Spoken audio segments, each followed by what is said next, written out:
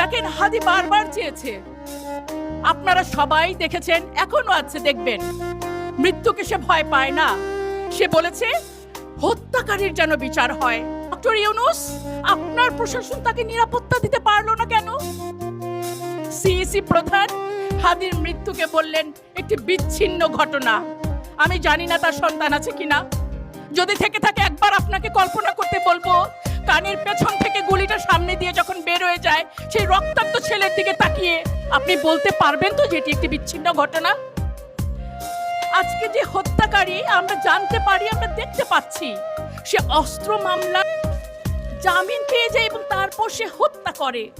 আজকে আমরা হাদিকে নিয়ে কথা বলার জন্য এখানে যদি দাঁড়িয়েছি, এর চেয়েও বড় সত্যি তার স্বপ্নকে নিয়ে কথা বলার জন্য দাঁড়িয়েছি।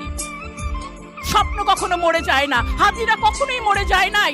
আমি বিশ্বাস করি না হাদি মরে গেছে। আমরা যদি কোরআন থেকে বলি শহীদ যে এরকম কোনোদিন মরে না, আমাদের হাদি বেঁচে থাকবে।